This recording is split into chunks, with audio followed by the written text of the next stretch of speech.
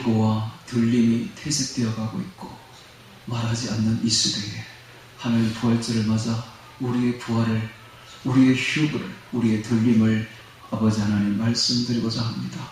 주여, 주께서 이 시간 성령으로 오셔서 이 엄중한 사실을 깊이 깨닫게 하여 주옵시고 이 시급한 사실을 깊이 깨달았어. 우리가 어떻게 하여야만 휴거될 수 있는 것인지, 우리가 어떻게 하여야만 들림받을 수 있는 것인지를 깊이 깨달아서 오늘 이후로, 이 부활절 이후로 새롭게 부활되어 새롭게 살아가는, 그래야 하나님의 아들로서 주 예수님의 작은 예수로서 부활된 육체를 가지고 살아가는 저희들 되게 하여 주시옵소서. 예수님 이름으로 기도합니다.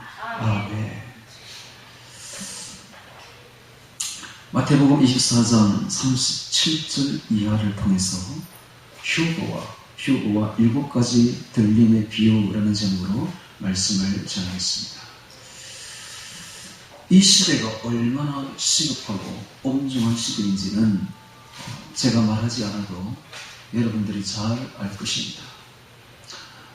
벌써 지금 세계적인 질병이 세계를 강타하고 있는 것만 해도 주님 오시기 전에 징조에 분명합니다.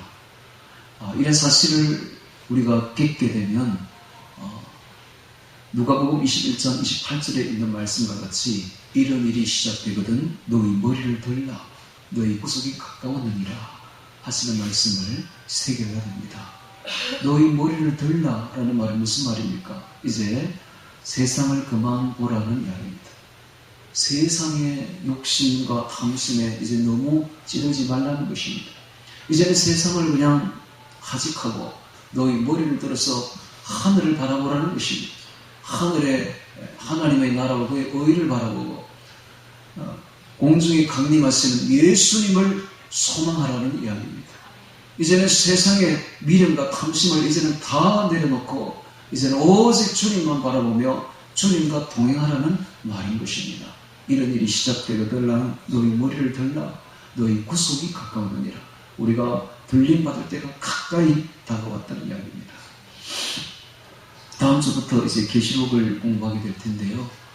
이 계시록을 공부를 하면서 강해를 하면서 우리는 창조 목적론도 함께 공부할 것이요, 종말론도 함께 공부할 것이요, 기독론도 함께 공부할 것입니다.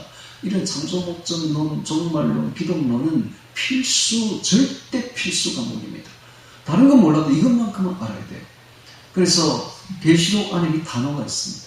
계시록을 보면서 우리 필수, 절대 필수 과목들을 잘 깨달아서 필기도 하세요. 필기도 다음 주부터 필기도 꼼꼼하게 하시고 또 못 들은 사람들은 인터넷으로 이렇게 보면서 필기하고 해서 자기만의 노트를 만드시기 바랍니다.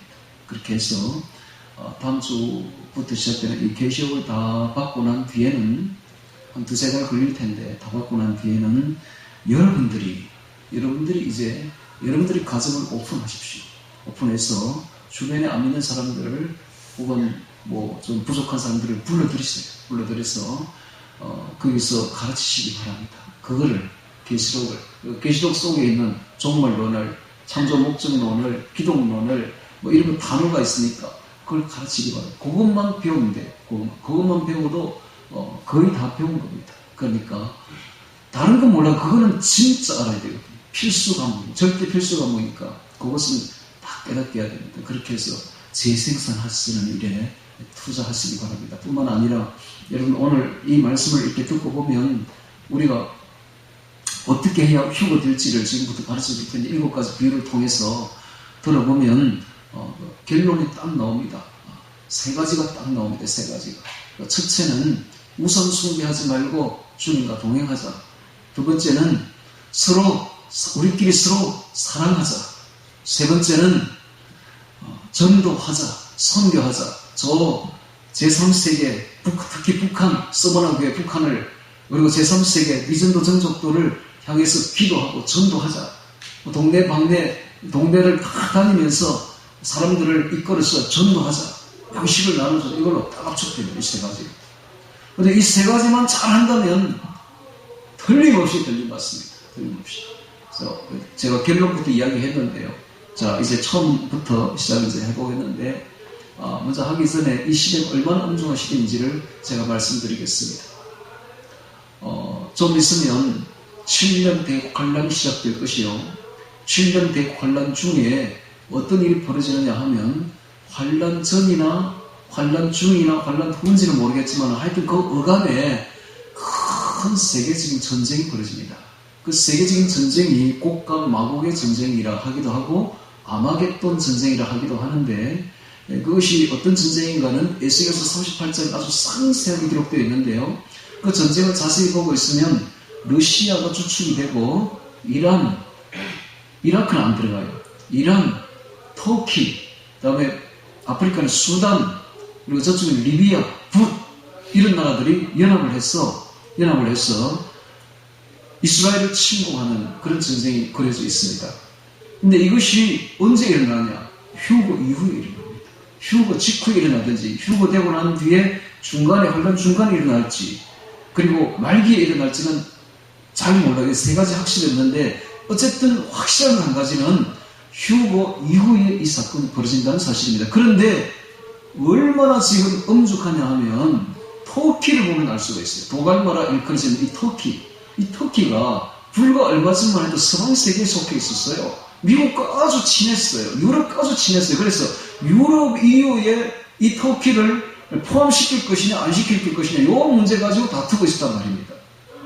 그런데 갑자기 수년 전부터 터키가 서방 세계와 담을 딱 쌓고 소련과 러시아와 친해질 줄 누가 알았겠습니까? 이 사건을 보고 성경학자들이 겨울 금치 못했습니다. 이런 일이 일어날 수가 있구나. 이런 일이 일어날 수 있고 성경대로 되어가고 있는 거예요. 그래서 지금은 터키 에르도안하고 러시아 푸틴하고 너무 친한 것을 여러분 알지 않습니까? 이거 성경을 이룬 거예요 지금. 그러니까 만약에 이렇게 해서 또 그다음 두 번째 그게 첫 번째 지금 엄중한 이야기고 두 번째 지금 러시아가 굉장히 못 삽니다. 얼마나 못 사느냐면 5 가정이 한 화장실을 쓸 정도로 못 산다고요. 거기는 터키 러시아가 얼마나 가난하고 얼마나 못 사는지는 여러분들이 지금 몰라서 잘 모르는데 정말로 못 삽니다. 그런데 그 나라가 근근히 명맥을 유지하는 것은 오직 기름 팔아서 문제예요. 근데 유가가 지금 하락하고 있잖아요. 그러니까 지금 러시아가 죽을 지경인 거예요. 근데 이런 과정에서 지금 이스라엘에 유전이 개발됐어요. 얼마 전에 유전이 개발됐는데 그 유전의 양이 어느 정도냐? 전 세계에서 유전 양이 가장 많은 데가 사우디아라비아입니다. 500만 배럴이에요. 그런데 이스라엘에 내장된 그 앞바다에 내장된 것을 어떻게 찾았냐? 성경과 찾았어요. 성경 가지고. 성경을 이렇게 신경기서하고 이렇게 딱 보니까 아셀 지파의 발자락에 있다. 이런 말이 아셀의 발이 기름에 잠기보다 신명기서에 보면 모세가 그런 예언을 하고 있습니다. 그 다음에 또 보면 그 요셉의 정수리에 그 야곱이 예언하죠. 요셉의 정수리에 뭐 복이 들어오리라. 요셉의 정수리. 요셉의 아들이 머나세 아닙니까? 머나세의 정수리 멜류 머리 윗부분에 있다는 거예요. 복이 있다는 거예요. 그래서 그걸 딱 보니까 아셀 지파 그리고 머나세 지파 위쪽 그 경계 그게 바다 거기에 유전이 있겠구나. 학살이 딱 알고는 거기를 집중적으로 탐사를 했는데 세상에 600만 배럴이 묻혀있는 게 확인돼 버렸어요. 이거는 세계에서 가장 많은 양이다. 사우디아라비아가 더 많은 양이다. 그러니까 앞으로 보십시오. 이스라엘이 세계 대국이 됩니다. 경제 대국이 되어버려요. 어마어마합니다. 그뿐만 아니라 거기 있는 천연가스 엄청난 거예요. 그래서 세계에서 가장 많은 유전을 확보한 나라가 이스라엘이 되어버린 겁니다. 그걸 누가 눈독을 들이고 있습니까? 러시아가 이스라엘 침공하는 이유가 딱 적혀 있는데 에스겔서에 재물을 약탈하러 온다라고 되어 있습니다. 이 먼 산의 러시아가 마지막으로 발버둥 치는데 이스라엘 지구를 빼앗아서 저 재물을 약탈하려고 그 유전을 약탈하려고 온다는 것이 정확하게 보이지 않습니까? 너무 이 최근에 일어난 일이에요. 너무너무 정말 소름 끼치는 일이 벌어지고 있는데 자 그렇다면 휴거가 일어날 조건은 100% 완료가 됐다는 걸 알 수가 있습니다. 이제 내일이라도 휴거가 일어난다 해도 뭐 전혀 이상할 것이 없는 그런 시대에 우리는 서고 있습니다. 그렇다면 지금 가장 관심을 가져야 될 것이 휴거 문제입니다. 들림 문제, 우리의 부활 문제입니다. 오늘 이 부활절을 맞아서 우리의 들림 문제, 우리의 휴거 문제를 우리가 이야기를 해야 됩니다. 그런데 놀랍게도 지금 이런 이야기를 하면 아무도 안 듣는 건 사실입니다. 아무도 안 듣는 건 아니죠. 대다수가 안 듣습니다. 그러니까는 대다수의 교회에서 휴거에 대해서 입을 딱 봉하고 있습니다. 근데 이게 성경에 있어요, 이 말이. 이 말이 성경에 있어요. 자, 이제 성경을 보도록 하겠습니다. 자, 첫 번째, 7가지 비유 중에 첫 번째 비유를 봅니다. 노아 때의 비유를 보겠습니다. 이 37절 봅니다. 37절. 마태복음 24장 37절에 봅니다. 첫 번째 비유는 노아 때의 비유와 같다. 노아의 때와 같이 인자의 임함도 그러하리라. 홍수전에 노아가 방주에 들어가는 날까지 사람들이 먹고 마시고 장가가고 시집가고 있으면서 홍수가 나서 저희를 다 멸하기까지 깨닫지 못하였으니 인자의 임함도 이와 같으리라. 뭘 뜻합니까? 이것이 아무리 예수님이 공중 강림한다 해도 그 반응이 시큰둥하다는 거예요. 소극적이라는 거예요. 즉 휴거 사건에 대해서, 예수님의 재림 사건에 대해서 사람들이 너무 소극적이고 반응이 너무 시큰둥하다는 거예요. 그래서 이런 일에 너무 배척한다는 겁니다. 그래서 이런 시대는 되면은 함부로 이 말을 할 수가 없는 시대가 되어요. 대부분 다 이 휴거에 대해서 관심이 없는 거예요. 그래서 거의 10분의 9 정도, 10의 9 정도는 관심이 없어요. 지극히 극소수 10분의 1 정도가 관심을 가진다는 것입니다. 자, 그렇다면 노아의 때와 같을 것이다 라고 말하고 있는데, 우리 성경을 잠시 한번 열어보겠습니다. 창세기 6장으로 열어보겠습니다. 창세기 6장으로 가겠습니다.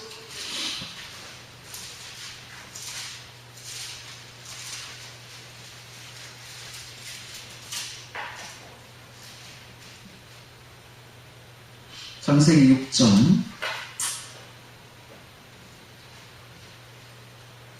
9절 보겠습니다. 9절. 노아의 사적은 이러하니라. 노아는 의인이요 당시에 완전한 자라. 그가 하나님과 동행하였으며 라는 말이 나오고 있습니다. 자, 이 노아의 홍수 때에 구원받은 사람이 바로 노아죠. 노아의 특색이 있습니다. 그는 의인이요 완전한 자라. 그 뒤에 하나님과 동행하였으며 라는 말이 딱 보이지 않습니까? 이 심판 때에 구원받는 비결은 바로 하나님과 동행이다 하는 것을 알 수가 있습니다. 또 보겠습니다. 이번에는 그 창세기 5장 22절 봅니다. 에녹을 보도록 하겠습니다. 에녹. 이 에녹도 노아의 홍수 때에 구원받았는데, 자, 21절에 봅니다. 에녹은 65세에 모드셀라를 낳았고 모드셀라를 낳은 후 300년을 하나님과 동행하며 자녀를 낳았으며 그가 365세를 향수하였더라. 에녹이 하나님과 동행하였더니 하나님이 그를 데려가심으로 세상에 있지 아니하였더라 되어 있습니다.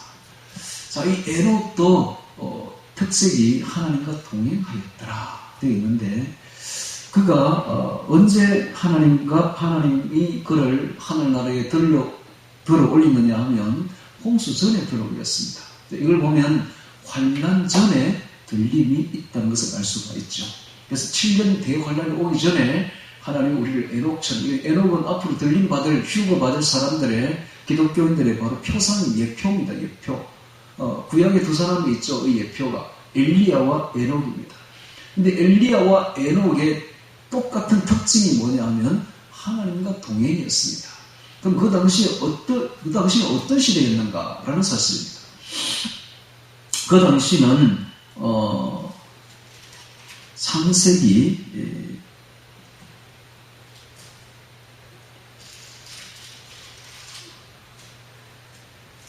창세기 6장을 보시기 바랍니다. 어떤 시대인지 한번 보도록 하겠습니다. 창세기 6장 1절에 보면 나오고 있습니다. 어떤 시대였는지. 사람이 땅 위에 번성하기 시작할 때 그들에게서 딸들이 나니 하나님의 아들들이 사람의 딸들의 아름다움을 보고 자기들이 좋아하는 모든 자로 아내를 삼는지라. 지금과 똑같죠. 정욕과 탐욕에 찌들어 있는 모습을 볼 수가 있습니다. 여호와께서 가라사대 나의 신이 영원히 사람과 함께하지 아니하리니 이는 그들이 육체가 됨이라.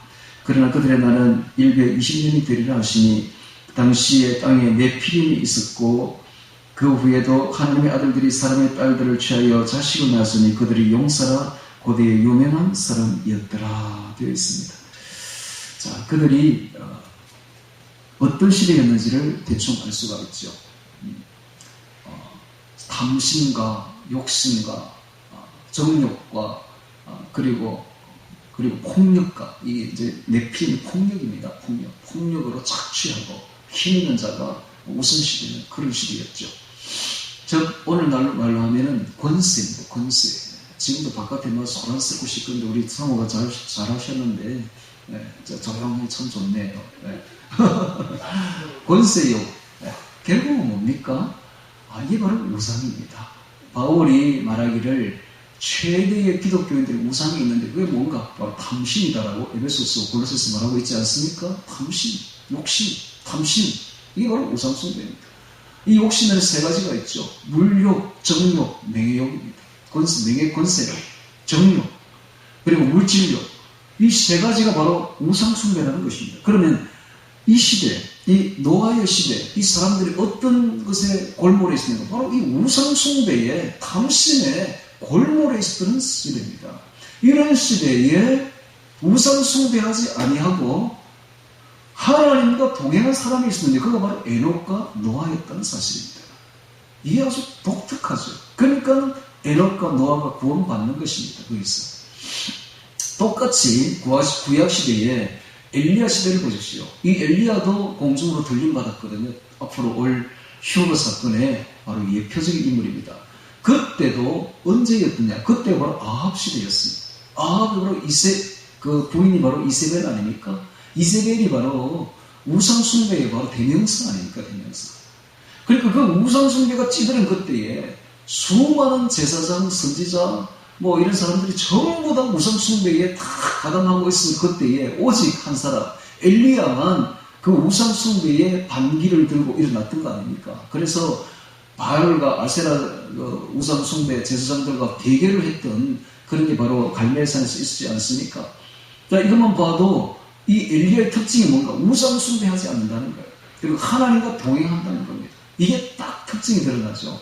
자, 오늘날 이것만 봐도 노아의 시대의 비유만 봐도 이제는 어떻게 해야 우리가 들림받을 수 있을 것이고 첫 번째 특징이 드러납니다. 바로 동행입니다. 우상 숭배하지 않고 하나님과 동행해야 된다.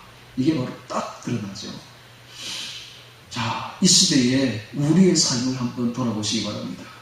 이 시대는 진실로 여보에 먹고 마시고 라는 말이 있죠. 먹고 마시고. 이 시대는 먹자주의 시대입니다. 무엇을 먹을까로 그냥 골몰하는 시대예요.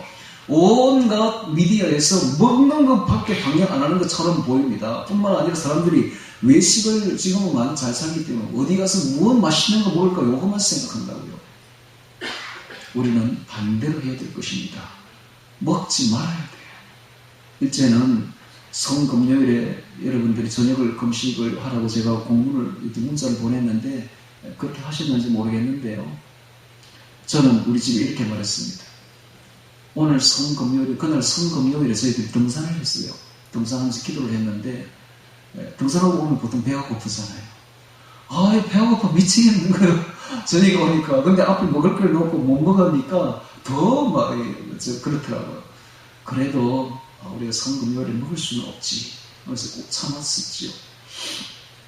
그런데 다음날 자고 일어나니까 그렇게 몸이 좋을 수가 없더라고요. 아니 저녁을 안 먹고 배가 고픈 상태로 자고 일어나니까 그렇게 몸이 좋아요. 그래서 제가 이런 말을 했죠. 이제는 매일 성금요일이다. 매일이 성금요일이다. 예, 여러분들 이건 뭐 제 이야기지만은 여러분들 참고하시기 바랍니다. 이 먹자주의에서 빠져나와야 됩니다. 매일 성금요일 되어야 됩니다. 그리고 매일 부활이 날이 되어야 됩니다. 예수 그리스도로 부활해야 됩니다. 매일 육신의 정욕을 깨뜨리고 죽여버리고 십자가에 못 박고 매일 영적으로 주님과 동행하여서 매일이 성령의 충만한 날, 부활의 날이 되어야 될 것입니다. 뿐만 아니라 우리는 이 금식이라는 것에 또 하나의 의미를 부여해야 되는데 바로 미디어 금식입니다. 이 시대는 미디어가 홍수처럼 넘쳐나는 시대입니다. 이 미디어는 전부 다 666이에요. 사람의 것이지, 사람이 만든 문화지 하나님의 것은 하나도 없습니다. 그 사람의 것을 아무리 더해봐야 6만 계속 나열될 뿐이지 거기에 영적인 것은 아무것도 없는 것입니다. 그래서 우리는 세상 미디어를 단호히 끊어야 되는 것입니다. 이 시대의 세상 미디어를 끊고 오직 하늘의 것을 받아야 됩니다. 하늘의 말씀을, 하늘의 생수를 받는 사람들이 되어야 됩니다. 이게 바로 하나님과 동행하는 것이죠. 자, 이 동행이라는 말을 우리가 깊이 생각해 봐야 되는데, 이게 보면 한락컨대 함께 걷다로 되어 있습니다. 함께 걷다. 즉, 육체적으로도 주님과 함께 걷는 것입니다. 이 함께 걸으면 어떻게 됩니까? 바로 곁에, 바로 옆에 주님이 서 계신다 하는 것을 느껴야 돼요. 그래서 언제나 우리는 어떤 생각을 해야 되는가? 내 옆에 주님이 서 계신다. 항상 내 옆에 주님이 서 계신다 라고 생각해야 됩니다. 그렇습니다. 우리는 내 옆에 우리 주님이 서 계신 줄 알아야 됩니다. 이 믿는 사람은, 거듭난 사람은, 중생한 사람에게는 하나님이 천사 2명을 딱 붙여줘요. 항상. 우리 눈에는 보이지 않지만 천사가 우리 뒤에 딱 서 있습니다. 뿐만 아니라 예수님이 영으로 우리에게 와 있습니다. 항상 예수님 뒤에는 천사 2명이 와 있던 거 영으로 기억하십니까? 마찬가지로 우리에게도 천사 2명이 와 있으며 예수님의 영이 와 있습니다. 그래서 우리는 절대로 혼자가 아니라는 걸 알아야 됩니다. 우리 옆에는 예수님도 계시고 천사도 2명 와 있습니다. 그러니까 우리가 절대로 세상 생각했으면 이제 안 되는 겁니다.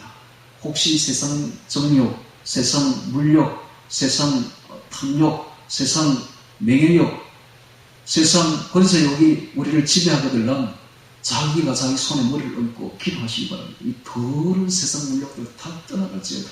이제 나는 너희들과 아무런 상관이 없다. 주여 나와 함께하여 주옵소서. 이렇게 하면서 자기의 탐심을 다 내고, 이게 바로 우상숭배거든. 우상숭배거든. 그래서 자기의 탐심을 다 내가 버려야 됩니다. 이 우상숭배하는 것들은 다 떠나갈지어다. 이 우상은 다 떠나갈지어다. 여러분, 이 탐심이 우상숭배입니다.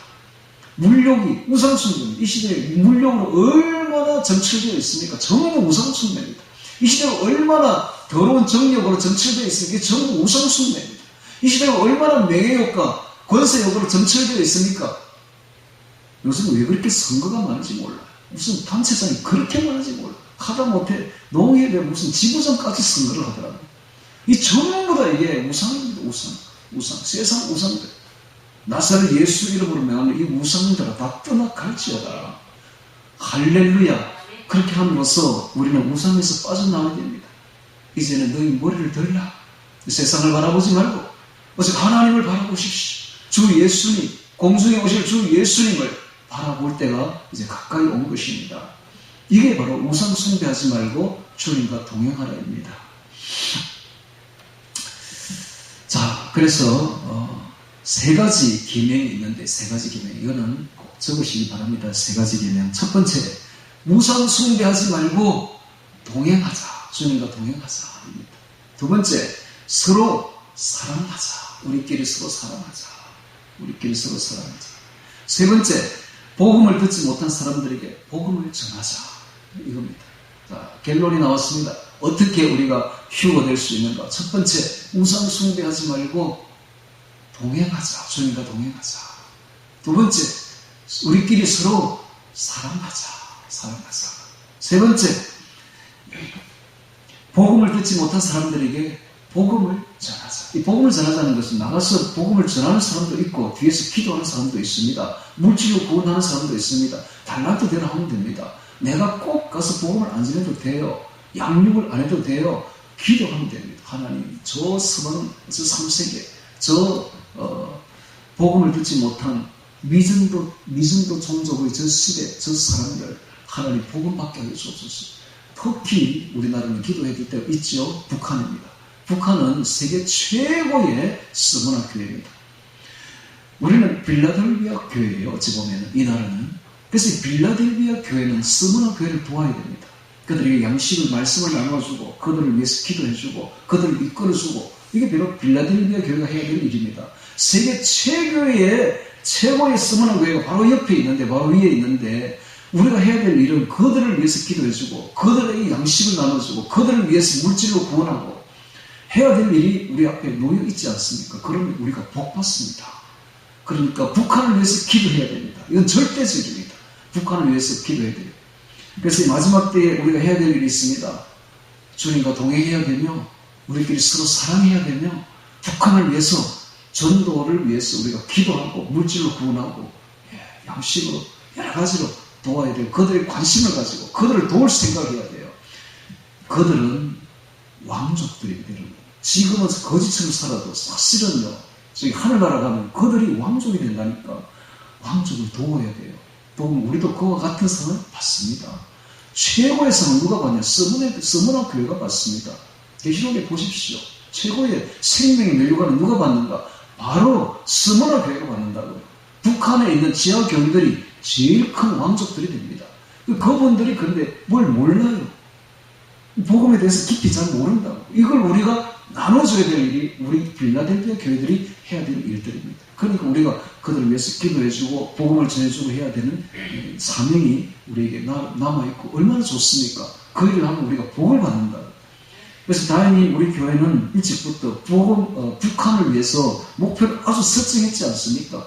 그들에게 책을 보내야 되겠다. 또 그들을 전도해야 되겠다. 이런 또 그들의 교회를 세워줘야 되겠다. 이런 목표들이 다 써가 있고 지금 설계도까지 다 나와 있지 않습니까?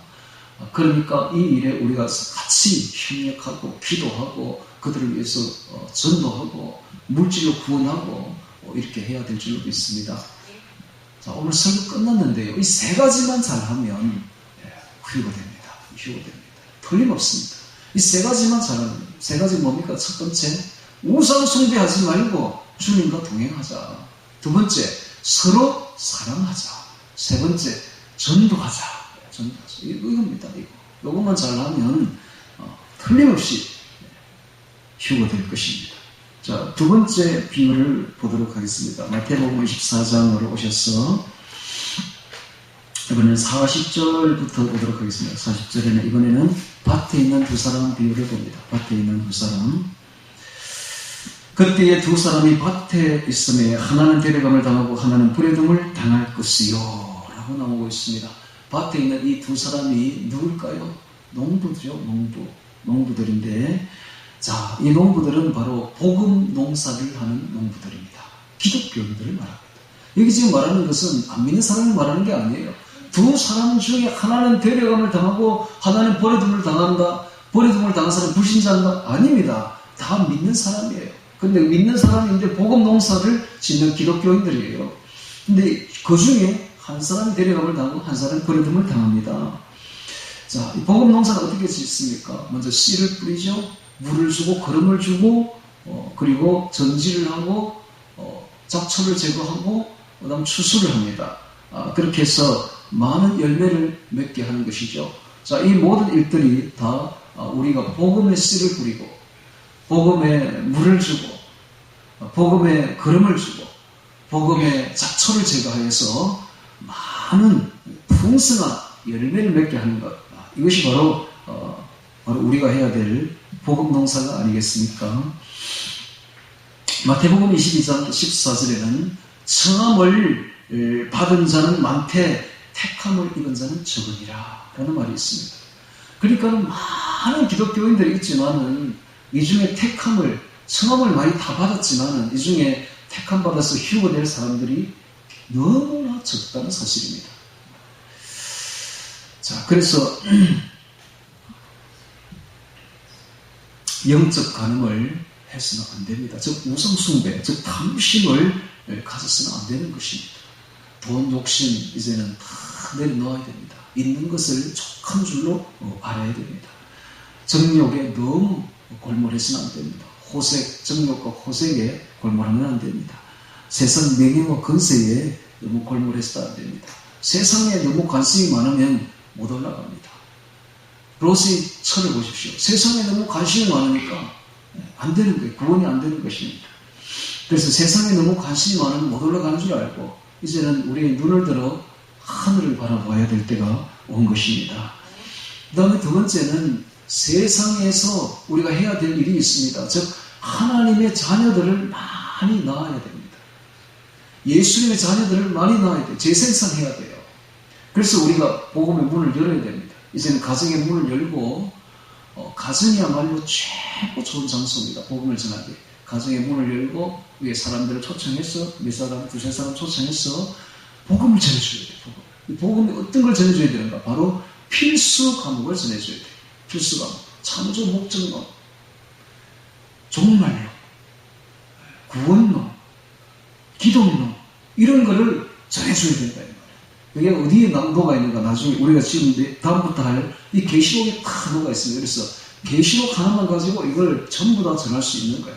그렇게 해서 이런 말을 해주면 그 사람들이 거듭납니다. 거듭나서 하나님께로 돌아오니까 이런 말을 진지하게 문을 열고 해줘야 된다 이 말입니다. 그래서 그러면 그 사람이 성장해서 교회도 등록하고 다시 그 사람이 재생산할 수 있는 데까지 키워야 됩니다. 즉 처녀를 키워서 그 처녀가 시집가서 다시 아이를 낳을 수 있을 때까지 하나님의 자녀들을 우리가 길러내야 되는 것입니다. 이 일이 바로 복음농사인 것입니다. 복음농사. 자, 그 다음에 세 번째 비유를 보겠습니다. 이번에 세 번째 비유는 41절입니다. 두 여자가 매를 갈고 있으며 하나는 데려감을 당하고 하나는 버려둠을 당할 것입니다. 되어 있습니다. 자, 매를 갈고 있다. 매를 가는 두 여자가 나오고 있습니다. 이 매는 왜 갑니까? 가루를 만들어서 떡을 만들려고 가는 것이죠. 즉 빵을 만들려고 가는 것이죠. 이 빵과 떡은 결국 주의 말씀을 말합니다. 그래서 이 주의 말씀을 나눠주기 위해서, 영적 양식을 나눠주기 위해서 이 여자들이 떡을 갈고 있음을 볼 수가 있습니다. 즉 무슨 말입니까? 우리가 휴거들이 전부 다 지금부터 하는 여러 가지 비유들이 전부 휴거와 관련되어 있다는 걸 알아야 됩니다. 그 휴거되기 위해서는 우리가 많은 사람들에게 양식을 나눠줘야 된다 하는 걸 알 수가 있습니다. 그래서 이 정말 복음의 양식을 혼자만 가지고 있으면 안 됩니다. 많이 배포해야 돼요. 많이 나눠줘야 돼요. 그 사람이 휴거되는 것입니다. 그 다음에 네 번째 비유를 보도록 하겠습니다. 이번에 네 번째 비유는 충성되고 지혜 있는 종을 말하고 있습니다. 42절부터 보겠습니다. 그러므로 깨어있으라. 어느 날에 너희 주가 임할는지 너희가 알지 못함이니라. 너희도 아는 바니 만일 집주인이 도적이 어느 경집에 올 줄을 알았더라면 깨어있어 그 집을 뚫지 못하게 하였으리라. 그러므로 너희도 예비하고 있으라. 생각지 않을 때 인자가 오리라. 제가 아까 서두에 이야기했죠. 지금 당장 휴가 일어나도 전혀 이상할 것이 없는 그런 시대에 우리는 살고 있습니다. 모든 여건이 다 이루어져 있습니다. 심지어 짐승표까지 다 나와 있습니다. 이런 시대에 우리가 살고 있습니다. 그러니까 지금은 깨어서 예배하고 있어야 됩니다. 주의 재림을 예배하고 있어야 될 때가 온 것입니다. 생각지 않은 때에 인자가 오리라. 충성되고 지혜 있는 종이 되어 주인에게 그 집 사람을 따라 때를 따라 양식을 나눠줄 자가 누구냐? 여기서도 말하고 있지 않습니까? 복음을 전파하는 것입니다. 복음을 나누라는 것입니다. 이거 목사님 저는 말주변이 없었어요. 아니요. 여러분들이 아는 지식만 가지고도 배운 것만도 충분합니다. 복음을 전하십시오. 그것만 해도 여러분들이 진실하게 전하는 그 복음만 가지고도 충분히 사람들이 와닿습니다. 마음에 와닿게 되는 거예요. 그렇게 해서 복음을 전해야 되는 것입니다. 자, 이 복음을 전할 수가 없다면 다 은사가 있으니까 기도하면 됩니다. 기도. 이 마지막 때에 남은 자들을 위해서 기도하고, 북한을 위해서 기도하고, 미전도 종족들을 위해서 기도하고, 제3세계들을 위해서 기도하고, 기도해야 됩니다. 여러분, 이 떡은 배부른 자에게는 별 효과가 없죠. 우리나라는 지금 배부른 자들만 살고 있습니다. 세계에서 가장 기독교 방송국이 많은 나라, 기독교 출판사가 많은 나라, 기독교 신문이 많은 나라, 우리나라입니다. 넘쳐납니다. 넘쳐나. 아마 한 사람이 복음 안 들어본 사람 없을걸요. 아마 전부 다 복음 전부 다 받았을 것입니다. 이런 사람들에게 복음 나누어서 효과 없다니까요. 그럼 우리는 어떻게 해야 되는가? 복음이 안 들어간 나라가 세계에 수도 없이 많습니다. 특히 북한 보십시오. 북한, 파키스탄. 지금 나가보면 너무너무 많아요. 그런 사람들은 목말라 하고 있습니다. 목말라. 특히 이란 아는 제 목사님이 지금 거기 가서 지금 하고 있는데, 연결되어 있는데, 정말 거기는 막 목마르되 아무것도 없대요. 기독교에 대한 서적도 없고 팜플렛조차 하나 구할 수 없대.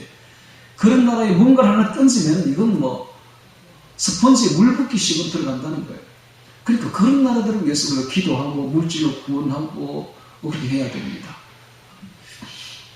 그래서 때를 따라 양식을 나눠줄 자가 누구냐? 계속되는 말씀, 전도하라, 복음을 나눠주라, 나의 자녀들을 키워달라, 이런 말씀을 지금 들을 수 있지 않습니까?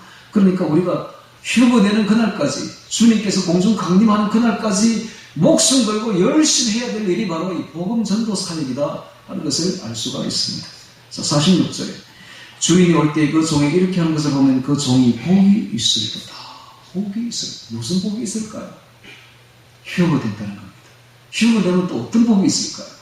여러분, 휴거되면 왕족이 됩니다. 왕족. 예수님이 왕이 아니십니까? 예수님의 신부가 됩니다. 하나님의 아들이 됩니다. 하나님의 자녀가 됩니다. 왕족이 됩니다.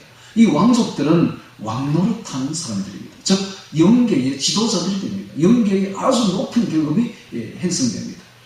여러분, 이 땅에서는 지금 평등하게 살고 있지만 저 하늘나라는 계급사회입니다. 딱 올라가 보면 아차 하는 소리가 나올 겁니다. 아차 내가 이걸 몰랐구나. 완전히 계급사회입니다. 거기는 높은 곳으로 올라갈수록 숫자는 적어요. 낮은 곳에는 숫자가 굉장히 많습니다. 피라미드 구성되어 있습니다. 그래서 이 높은 곳에 올라가서 왕족으로 영원히 이제 살아갈 텐데, 그때가 되면 땅을 치고 후회할 날이 오는 것입니다. 내가 좀 더 잘할 걸, 세상에서 좀 더 열심히 할 걸, 좀 더 주님과 동행할 걸, 끌 소리가 나오게 되어 있는 것입니다. 그러니까 그때가 되기 전에 이 사실을 깊이 깨닫고 지금부터 열심히 휴거 준비를 하는 것이 지혜 있는 자들인 것입니다. 그래서 복이 있으리로다 지금 하고 있지 않습니까? 어떤 목사님이 이렇게 말해요.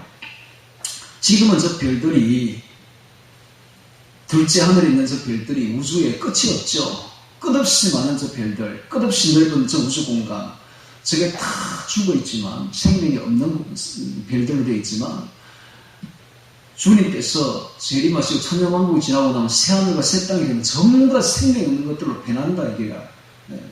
그러면 저 별들 하나하나 전부 다 이제 하나의 왕국들이 다 되는데, 거기 왕으로 우리를 파견한다는 거예요. 왕노릇 한다는 거예요. 그러니까는 그 왕족들이 새 예루살렘 성에도 들어가지만은 나가서 그 별들을 다스리는 그런 왕의 권한을 가리는 영원히 왕노릇하는 사람들이 된다는 겁니다. 이런 큰 복들이 우리 앞에 놓여 있습니다. 그러니까는 정말로 하나님이 복이 있으리라는 건 엄청난 복입니다. 그때 가서 끌끌하지 마시고 지금부터 세상 작은 것에 연연하지 마시고 세상으로 다 내어버리고 이제는 너희 머리를 들라 하늘을 바라보라 하신 주의 말씀을 듣기를 바랍니다. 47절을 보겠습니다. 내가 진실로 너희에게 이르노니 주인이 그 모든 소유를 저에게 맡기를 보십시오. 주의 모든 소유를, 천국을, 그 우주 공간을 전부 다 그 별들을 우리에게 맡겨주겠다는 거예요. 우리에게 왕노릇 시키겠다는 것입니다.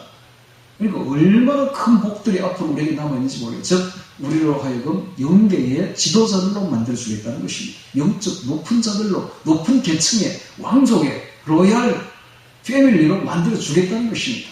그러니까 이 사실을 아는 사람은 열심히 하게 돼 있어요. 그런데 문제는 그 계층은 너무나 극소수가 들어간다는 사실입니다. 여기서 얼마만큼, 그런데 전부 다 틀려요. 전부 다 틀리는데 별과 별의 영광이 다 틀리고 해의 영광이 따로 있고 달의 영광이 따로 있다고 말하지 않습니까? 부활하면. 그러니까는 조금만 잘하면 높은 계층에 올라가요. 그러니까 오늘 하루가 우리에게 주어진 시간들이요 기회입니다. 오늘 하루 분초를 쪼개가면서 주님과 동행하시기 바랍니다. 그러면 높은 계층에 올라갑니다. 오늘 하루만 잘해도 올라가니까 그 하루하루가 쌓이면 얼마나 높은 계층에 올라가겠습니까? 그러니까 이 사실을 깊이 깨닫고 열심히 신앙생활 하시기 바랍니다. 맡기리라. 48절에 만일 그 악한 종이, 게으르고 악한 종이죠. 마음에 생각하기를 주인이 들이오리라 하여. 지금 그렇잖아요. 왜 지금 사람들이 휴거를 기다리지 않는지 아십니까? 세상이 너무 좋으니까. 이유는 딱 그거 하나예요. 세상이 너무 좋으니까 주님 오시는 게 달갑지 않은 것입니다. 그러니까 말하지 말아라는 것입니다. 휴거에 대해서, 종말에 대해서 말하지 말아라. 나 세상이 너무 좋다는 거예요. 이게 딱 그렇잖아요, 지금. 주님이 드디어 오리라, 주님이 드디어 오리라 하여. 지금 제가 이런 설교하는 것은 여러분들이니까 듣고 있는 것이지, 다른 데에 가면 이거 쫓겨납니다, 이런 설교하면. 바로 이단 소리 바로 나옵니다. 사람들이 듣기 싫어하는 거예요. 휴거, 들림, 종말 딱 듣기 싫어하는 소리들이에요. 왜? 세상이 이렇게 좋은데 무슨 소리냐는 겁니다. 지금 여기 딱 기록되어 있잖아요. 주인이 드디어 오리라 하여 동물들을 때리며 술 친구들을 더불어 먹고 마시게 되면 생각지 않은 날 알지 못한 시간에 그 종의 주인이 이르러 엄히 때리고 외식하는 자에 받는 유래차이니 거기서 슬피 울며 이를 갈며 있으리라. 슬피 울며 이를 간다는 표현은 지옥의 표현입니다. 지옥에 가면 이런 일이 벌어져요. 이를 갈며 슬피 울며 이를 갈며. 그럼 이런 사람들이 지옥에 들어가는 거 그건 아니에요. 천국에 가요. 다 기독교인들은 천국 가는데 문제는 가면은 이만큼 후회한다는 거예요. 슬피면 이를 갈 만큼 후회한다는 거예요. 참 이걸 몰랐구나. 천국이 계급사회라는 걸 몰랐구나. 내가 조금 하루만 더 잘했어도 이 계급에 이어서 저 계급으로 뛸 텐데 내가 왜 여기 있어야 되나? 이런 식입니다. 그러니까 여러분들 천국에 가면 아차하지 마시고 후회하지 마시고 후회하게 되어 있습니다. 후회하지 마시고 지금부터 이 설교 깊이 들으시고 이 말씀 깊이 들으시고 이제부터 마음을 다부지게 가져야 됩니다. 세상에 우상 숭배하지 마시고 이제는 주님과 동행하며 서로 사랑하며 정말 전도에 이제는 박차를 가야 될 때가 온 것입니다. 할렐루야. 자, 그 다음에 다섯 번째 비유를 봅니다. 열처녀 비유 25장에 봅니다. 그때 천부가 마치 등을 들고 신랑을 맞으러 나간 열처녀와 같다 하리니 그 중에 다섯은 미련하고 다섯은 설리 있는지라. 열처녀가 나옵니다. 10. 이 10이라는 숫자, 열이라는 숫자는 완전수요, 온전한 숫자입니다. 그러니까 이것은 모든 기독교인들을 뜻합니다. 모든 기독교인들. 모든 기독교인들을 열처녀로 지금 뜻하고 있다는 걸 알아야 됩니다.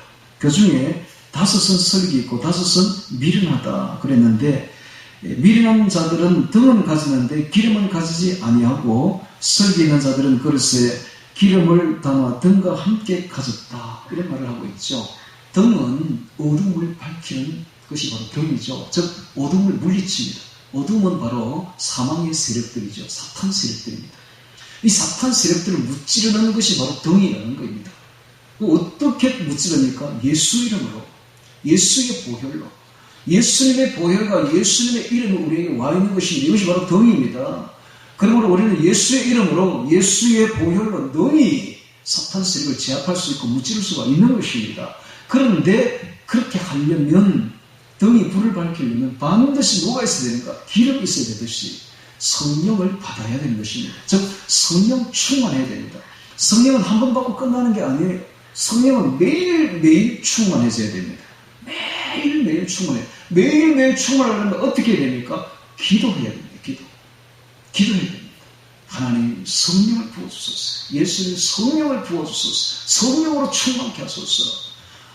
방언 기도하며 성령으로 충만해져야만이 예수의 권능이 능력이 나타나게 되어 있는 것입니다. 할렐루야. 이 이야기를 지금 하고 있는 겁니다.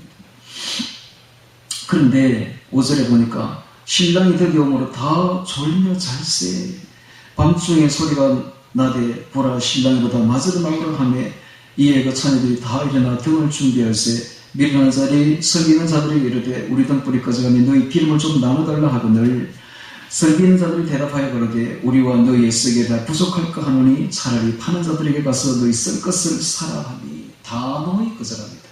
구원은 1대1로 받는 것이지 남한테 구원을 나눠줄 수는 없는 것입니다. 구원은 철저히 개인적이고 1대1입니다. 하나님과 나와의 1대1의 관계로 이루어지는 것이죠. 남한테 나눠줄 수 있는 것이 아닙니다. 10절에 저희가 살아간 동안에 신랑이 오므로 예비하였던 자들은 함께 혼인잔치에 들어가고 문은 닫힌지라 구원의 문이 단호하게 닫힌다는 거예요. 휴거가 일어나게 되면 휴거된 사람은 올라가고 공중으로 휴거되지 않은 사람은 단호히 문이 닫히고 남는다는 겁니다. 닫히는 그 문이 열리지 않습니다. 이렇게 구원의 엄격함을 말씀하고 있습니다. 지금은 누구나에게 열려 있지만은 휴거 사건이 딱 일어나게 되면 휴거될 사람은 휴거되고 남겨질 사람은 단호하게 남겨지고 그 문을 닫힌다는 것을 보여주고 있습니다. 그 후에 남은 처녀들이 와서 가로되 주여 주여 우리에게 열어주소서 대답하여 가로되 진실로 너희에게 이르노니 내가 너희를 알지 못하였노라 하였느니라. 그런즉 깨어있으라 너희는 그날 그것을 알지 못하느니라. 깨어있으라.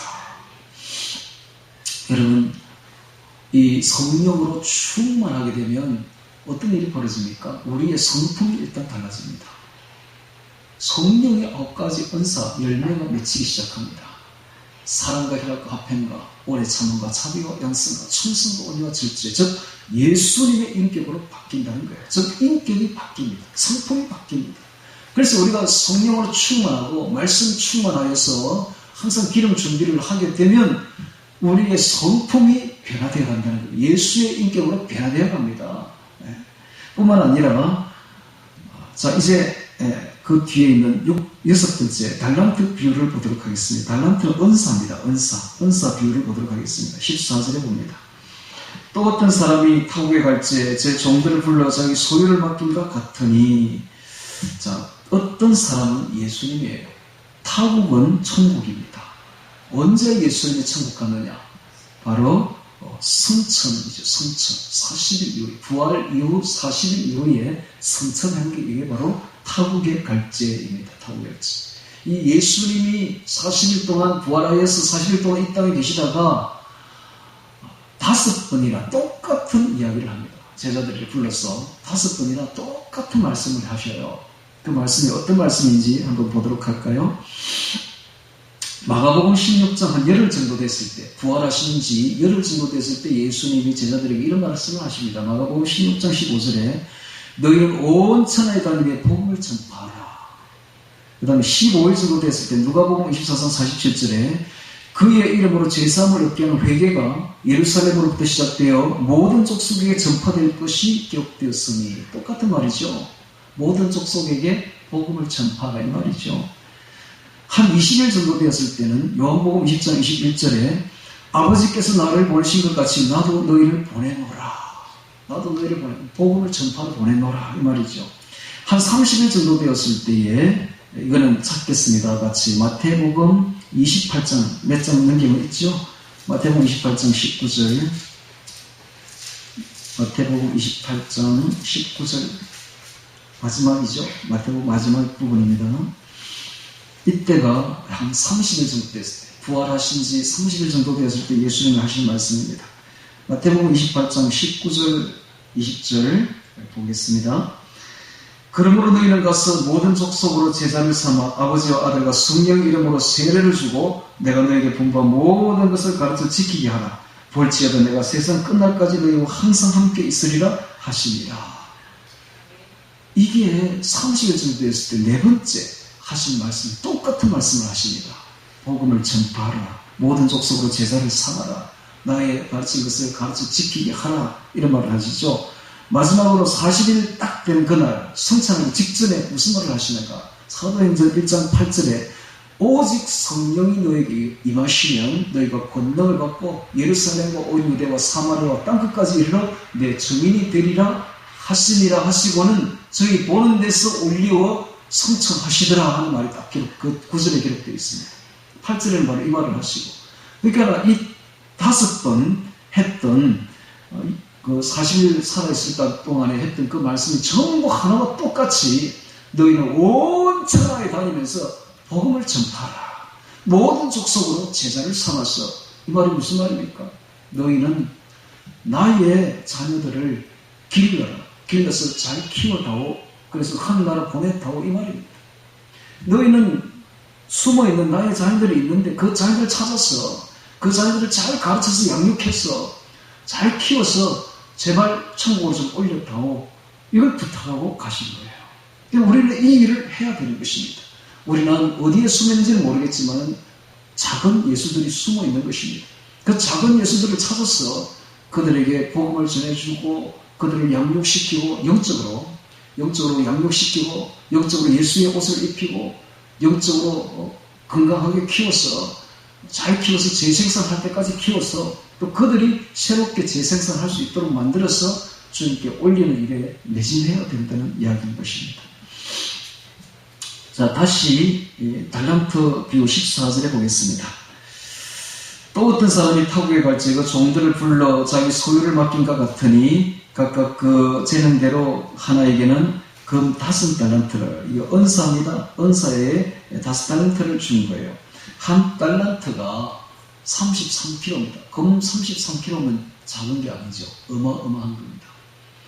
금을 갖다 33kg나 되는 것을 5배나 줬으니 엄청난 재물을 준 것이죠.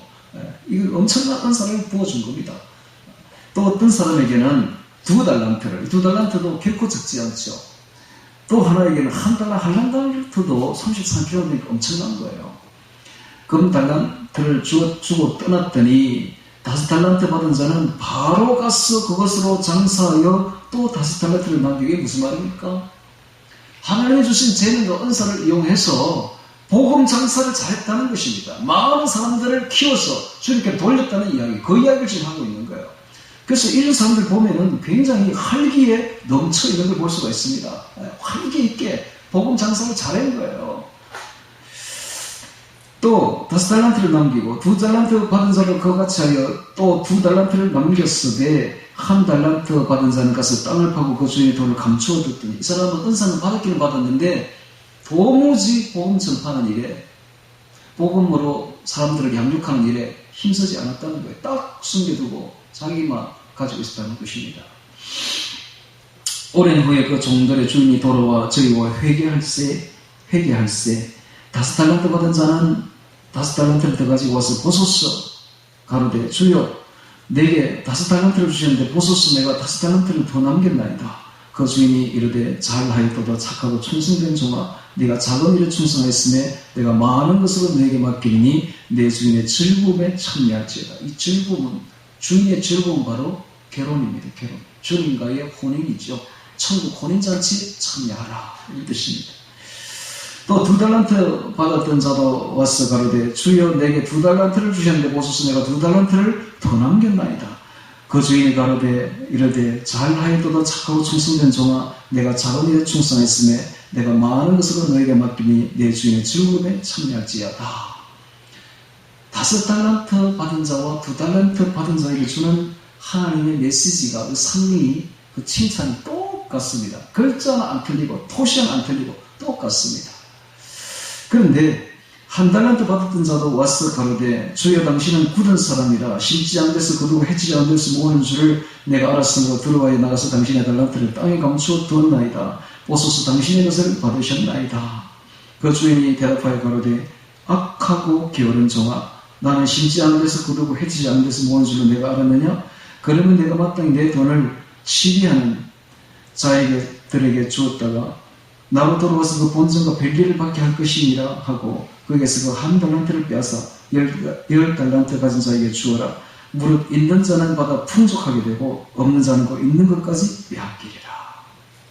천국은 계급사회다. 이것을 알 수가 있습니다. 계급 평등 사회가 절대로 아닙니다. 천국은 계급사회입니다. 이 무익한 종을 바깥 얻은 대로 내어 쫓으라. 거기서 슬피 오며 이를 갈면 있으리라. 이것도 지옥의 표현인데, 그럼 이 사람을 지옥에 보낸다는 것인가? 그건 아닙니다. 천국에 가기는 가는데 아차 하면서 후회를 마치 지옥에 들어간 것처럼 하게 될 것이다, 이런 뜻입니다. 그러니까 보십시오. 지금 이 마지막 때입니다. 사람들이 이런 데 눈을 못 뜨고 있어요. 지금 제가 이런 데 눈을 띄워주고 있습니다. 이런 일을 하라는 거예요. 이런 일을 하고 이런 일을 못하면 이 일에 기도하는 것입니다. 이 일에 물질로 후원하고 관심을 가지라는 것입니다. 복음 전도 일에, 제3세계 복음 전도 일에, 저 파키스탄이라든지 북한이라든지 이런 세계에 복음 전하는 일에 우리가 관심을 가지고 도와야 된다는 거예요. 그러면 똑같은 상을 받게 되어 있습니다. 자, 그 다음에 이제 마지막 7번째 비유를 보겠습니다. 이번에는 양과 염소의 비유죠. 양과 염소의 비유를 보도록 하겠습니다. 31절에 인자가 자기 영광으로 모든 천사와 함께 올 때에 자기 영광의 보좌에 앉으리니. 자, 이 장면 예수님이 공중에 재림할 때입니다. 이게 심판, 마지막 심판 때가 아니라 예수님이 공중에 강림할 때입니다. 그때에 모든 천사와 함께 공중으로 오는데 그때에 예수님이 왕으로 오십니다. 왕은 보좌가 있어야 되죠. 왕 보좌에 탁 앉아 있어야 왕이죠. 그러니까 영광의 보좌도 같이 온다는 게 공중으로. 그래서 왕으로서 임하시는 것입니다. 모든 민족을 그 앞에 모으고 각각 분별하기를 목자가 양과 염소를 분별하는 것 같이 하여 양은 그 오른편에 염소는 그 왼편에 두리라. 자, 이 장면요. 모든 민족을 그 앞에 모으고 각각 분별하기를 목자가 양과 염소를 분별하는 것 같이 하여 하는 그것을 원어로 영어 성경으로 KJV로 보면 이렇게 되어 있습니다. 모든 민족들을 자기 앞에 모으고 목자가 염소들로부터 자기 양들을 갈라내듯이 그들을 일일이 분리하여 양들은 자기 오른편에 두되 염소들은 왼편에 두리라. 이게 뭡니까? 전부 염소 떼들이라고요. 대부분 거의 열의 전부 염소 떼들인데 그 중에 열의 한 명 정도 양이 있다는 거예요. 그걸 거기서 분리해낸다는 거예요. 염소 떼에서 양들을 뽑아낸다는 거예요. 일일이 분리하여 뽑아내어 이런 뜻입니다. 그 영어 보면 이렇게 되어 있어요. As a shepherd divided his sheep from the goat. 염소 떼로부터 그의 양들을 분리해낸다. 이런 뜻이에요. 그러니까는 마지막 때, 휴거 때 보면 거의 다 염소 떼들이에요. 거기서 거의 극소수로 희박하게 몇 명이 섞여 있는데 양들이 그걸 분리해내겠다는 겁니다. 이게 바로 휴거입니다. 그러니까 휴거 때에 얼마나 많은 사람들이 남겨지게 될 것인가를 이 구절만 봐도 알 수가 있습니다. 즉 마지막 때는 어떤 시대인가? 정말 이야기를 듣기 싫어하는 사람들이 휴거 이야기를 듣기 싫어하고 관심을 안 가집니다. 바로 이 시대죠. 전부 다 남겨지게 되는 것입니다. 그러나 이런 것에 관심을 가지고 이런 것을 두려워하고 이런 것을 기뻐하면서 이런 메시지를 듣고 이 메시지대로 움직이려는 사람들은 부활되는 것입니다. 휴거되는 것입니다. 자, 다시 또 성경을 보도록 하겠습니다. 그때에 임금이 그 오른편에 있는 자들에게 이르시되 내 아버지께 복받을 자들이 나와 창세로부터 너희를 위하여 예비된 날을 상속하라. 내가 죽일 6가지가 나옵니다. 첫 번째, 내가 죽일 때에 너희가 먹을 것을 주었고, 두 번째, 내가 목마를 때에 마시게 하였고, 세 번째, 나그네 되었을 때 영접하였고, 네 번째, 벗었을 때 옷을 입혔고, 다섯 번째, 뱀들을 때에 돌아보았고, 여섯 번째, 옥에 갇혔을 때에 와서 보았느니라. 이런 말을 하고 있습니다. 이에 어인들이 대답하여 가로되 주여, 우리 어느 때에 주의 죽이신 것을 보고 공개하였으며 목마른 것을 보고 마시게 하였나이까? 어느 때에 나그네 되신 것을 보고 영접하였으며 벗으신 것을 보고 옷 입혔나이까?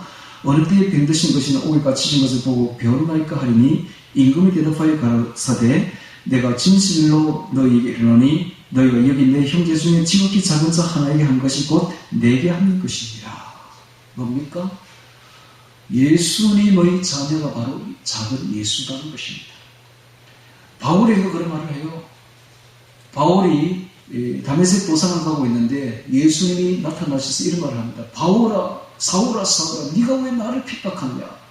아니, 사울이 예수님을 직접 핍박한 적은 없습니다. 예수 믿는 사람들을 핍박했죠. 그런데 예수님이 뭐라 합니까? 사울아 네가 왜 나를 핍박하냐? 그러니까 예수 믿는 작은 사람들이 전부 작은 예수라는 겁니다. 예수님이십니다. 자, 제3세계 파키스탄, 북한 같은 이 미전도 종족들이 많이 있는데 거기에 예수님의 자녀들이 있습니다. 이 사람들이 지금 못 먹고 있는 거예요. 육체적으로는 못 먹고 있지만 사실 이 전부 영적인 이야기들이거든요. 복음을 못 들어서, 못 먹어서, 복음의 양식을 못 먹어서 배고파하고 있습니다. 우리나라는 이 떡이 늘려가지고 별 효과가 없죠. 그런데 거기 가서 나눠서, 왜 떡을 나눠주면 너무너무 좋아하는 거예요.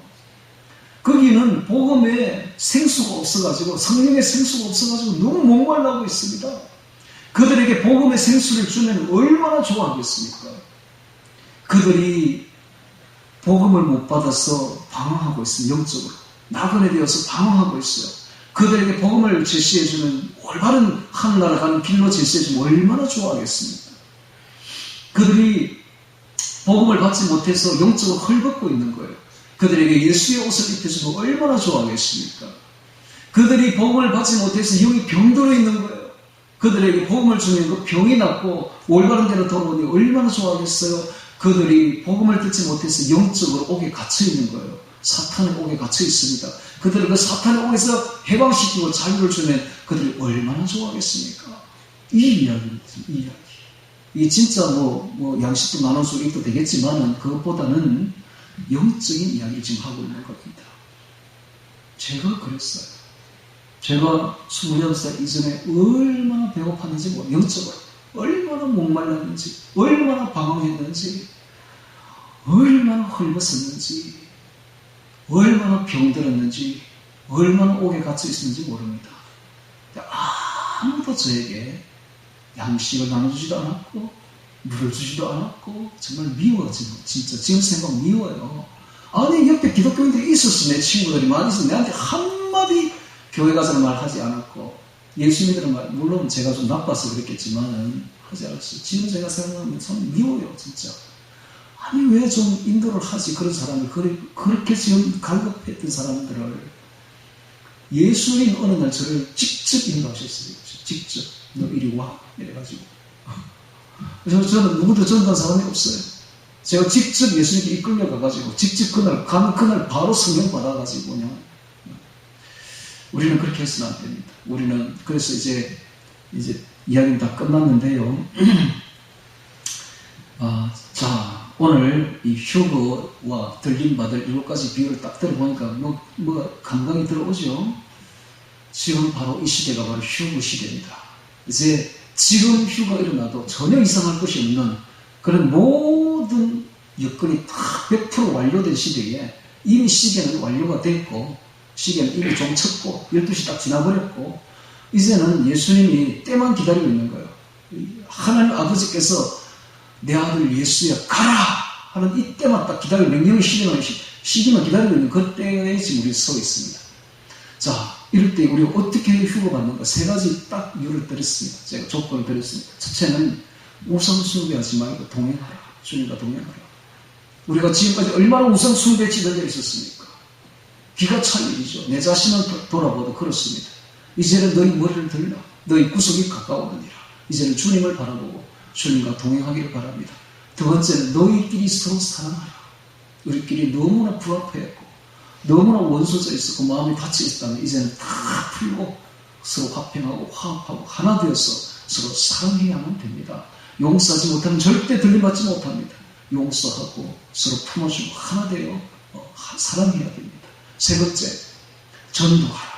제3세계를 위해서 기도하고 무신도 종족을 위해서 기도하고 특히 저 서머나게 북한 지하교회를 위해서 중국의 지하교회를 위해서 중국에는요 교회 2종류가 있는데 70%가 지하교회입니다. 가정교회입니다. 30%는 삼자교회, 드러난 교회인데 그것은 완전히 공산당이 이용되는 교회, 그건 교회가 아니죠. 근데 70%는 진짜 대단합니다. 그런 교회를 위해서 우리가 기도해 줘야 됩니다. 이제 중국도 보니까 공산당이 이제 막바지에 이제 온 것 같아요. 아마 끝날 것 같아요. 그러면 중국도 좋아질 것입니다. 중국도 정말 자유와 바람이 불 것이고 교회들이 일어날 수 있습니다. 그들을 위해서 기도해 주고 특히 중국 중에서도 흑룡강성, 필림성, 이런 요동성 있는 이런 동북 삼성에 있는 우리나라 사람들이잖아요, 전부 다. 그들을 위해서 우리가 기도해주고, 그들을 위해서 우리가 무엇을 할 것인가? 물질로, 기도로, 그리고 여러 가지로 후원해주는 이런 일에 우리가 남은 세월, 주님 오시는 그날까지 열심히 해야 됩니다. 그럴 때에 우리가 휴거될 것입니다. 휴거된 사람들은 로얄 패밀리로 들어갑니다. 왕족이 되어 저 하늘나라에서 큰 복을 받게 되며 혼인잔치에 입성하게 될 것입니다. 이런 큰 복이 우리 앞에 기다리고 있기 때문에 우리는 매일매일 분초를 쪼개가면서 이제는 세상 일을 그만하시고 그만하라는 말 하지 말라는 말이 아닙니다. 관심을 이제 좀 이렇게 내려놓으시고 오직 모든 관심, 모든 것을 최우선적으로 주의 일과 그의 나라에 두는 우리 모두가 되어서 다 휴거되어 주님을 공중에서 만나 뵙기를 주의 이름으로 축원합니다. 다 같이 오늘 말씀 기억하며 기도드리겠습니다.